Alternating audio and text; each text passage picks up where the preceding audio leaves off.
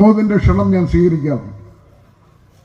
എന്ത് തിരക്കിനിടയിലും ഞാൻ ഈ നാടകത്തിലുണ്ടായിരിക്കും. നാടറിയുന്നതിന് മാത്രമേ നാടകം കളിക്കാൻ പറ്റൂ.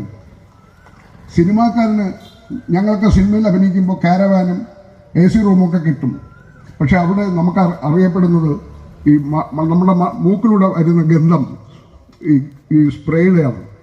പക്ഷെ നാടകക്കാരന് സ്വന്തം ശരീരത്തിൻ്റെ വേർപ്പിൻ്റെ ഗന്ധം അറിയാൻ പറ്റും.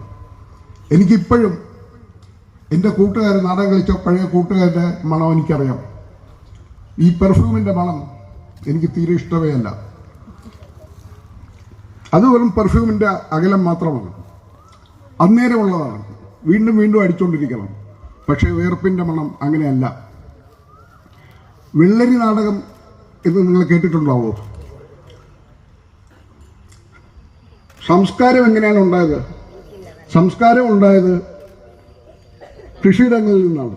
മനുഷ്യൻ കർഷകനിൽ നിന്നാണ് സംസ്കാരം ഉണ്ടായതെന്നാണ് പറയുന്നത്.